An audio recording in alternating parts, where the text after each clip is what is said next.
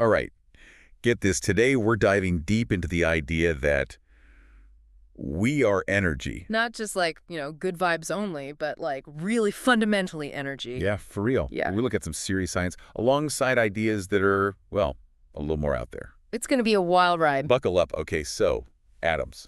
That's where we're starting, right? Okay, Science yeah. of Energy 101. Sure, but think smaller, like way smaller. Protons, neutrons. Parts. Those are the tickets. These tiny bits making up everything. Even you and me, they're never just sitting still. Wait, hold up. So, like, right now, everything in me is, what, buzzing with energy? Bingo. Vibrating, oscillating, going crazy fast. And here's the mind blower. It's that energy, that constant movement that actually gives them form. It's not just that we're made of matter. We are this dance of energy constantly. Whoa. Okay, then why does anything feel solid? Yeah. I mean, I'm definitely feeling this chair right now. Illusion, my friend. Super convincing, but still an illusion. Even solid stuff, zoom in close enough, it's mostly empty space. Those energy fields from all that vibrating, that's what tricks us into feeling solidity. Like our reality is more of a suggestion than hard and fast rules, Okay, my brain's already bending a bit. And we're going even further, beyond atoms, beyond what we can even measure right now. Metaphysical energy, here we come. Now we're talking. Think of it like forces that affect us, we feel them, but science hasn't quite figured out how to measure them yet. Okay, so vibes. Is that what we're talking about? Because have you ever walked into a room and just felt dot off? Exactly. Or, that feeling totally drained after talking to someone, even if it wasn't like a heavy conversation. Our source material actually uses that as an example, energy exchange. Might not understand it, but we feel it. Like our gut knows what's up, even if science hasn't caught up. And that's important. Just because we can't fully explain it yet doesn't mean it's not real. Lots of people find meaning in these ideas of metaphysical energy, acknowledging there's more to our experience than meets the eye, literally. More than meets the microscope, even. Yeah. So we've gone from tiny particles to this whole sea of unseen energy. Where do we go from here? Well, this is where it gets really personal. Let's talk about auras. Ooh, auras. Okay, now we're getting to the good stuff. But real quick, before we do, can I just say, I always thought auras were like, I don't know, kind of mystical, kind of woo-woo. They definitely have that mystique about them.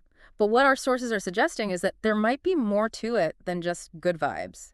Imagine your body surrounded by this energy field that, reflects everything about you. Physical, emotional, even mental state, it's all there. So like our own personal energy bubble, that's kind of cool, actually. But if we can't see them, how do we know for real they're there? Well, some people say they can see auras. But even if we don't see them, the idea is they still affect us. Remember that drained feeling after certain conversations. Maybe our aura is bumping up against someone else's, and not in a good way. Okay, now I'm rethinking every awkward first date I've ever been on. But it's not just vibes, right? Our source material mentioned auras being linked to like actual well-being, physical, emotional, even mental health stuff. Totally. Some of the research we looked at suggests specific aura colors might even, correlate with how you're feeling. Bright yellow, joy, optimism, that kind of thing. Murky brown. Could be fear, anxiety, something heavier. So when people say, oh, they just have an aura, maybe they're onto something. Why? It is wild. And it gets even more interesting, tying back to that interconnectedness idea. Our sources mention this concept, universal consciousness. Universal consciousness. All right, now we're really going deep. What's that even mean? Basically, the idea that we're all connected on this deeper level, like a cosmic web, energy linking every single thing in the universe. Some researchers even think this might explain things like intuition, collective memory. Instead of separate people, we're more like waves in the same ocean kind of thing. Beautifully put. And if we are all connected like that, maybe those vibes we pick up on are like glimpses into this universal energy field. Okay, my mind is officially blown. Before we get too lost in the cosmos, though, our deep dive also mentioned chakras. That's got to be connected to all this, right? For sure. Imagine chakras like energy centers within your body, almost like spinning wheels of energy. And there's 7 main ones. Each one's associated with a different part of you. Physical, emotional, even spiritual. So like our own internal energy system. Exactly. And just like any system, it can get out of whack. Think of your body like a circuit board. Chakras are the key hubs. Energy flowing between them, you're good. But if one's blocked, unbalanced, it can show up in different ways. So, like if I'm feeling stuck in a rut, creatively, could be a blocked chakra, is that what you're saying? Could be. The source material we looked at talks about how different chakras are linked to different things. Feeling creatively blocked, maybe it's your sacral chakra associated with creativity, pleasure, having trouble speaking your truth. Could be your throat chakra. Wow. Never thought of it like that. Mm. So how do we, like, keep those chakras spinning?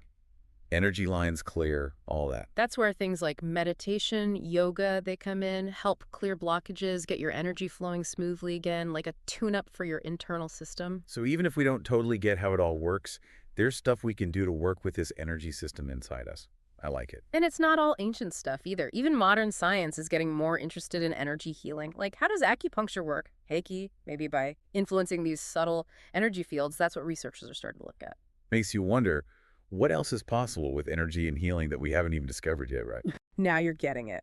And speaking of possibilities, let's talk about the power of our thoughts.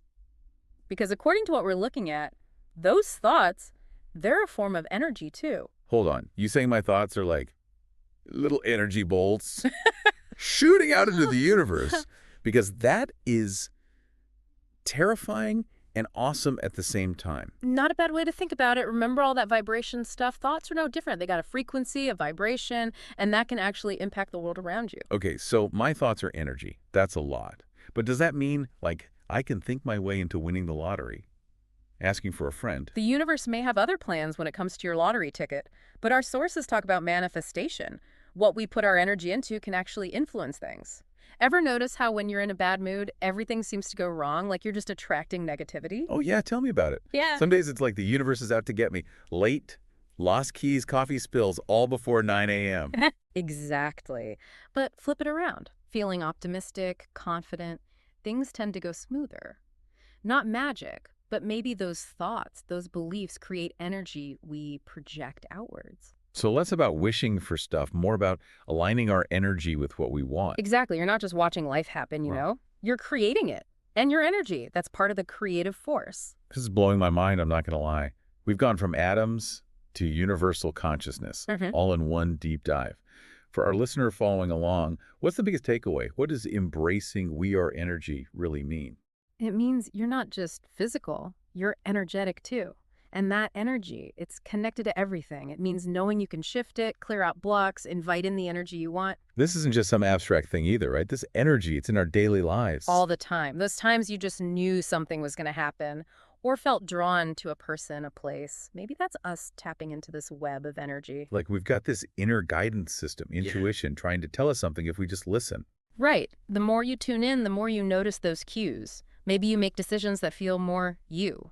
More positive experiences, feeling connected to yourself, to everything around you. So basically, tuning into our energy could unlock a whole other level of well-being, creativity, everything. Definitely a possibility worth exploring, wouldn't you say?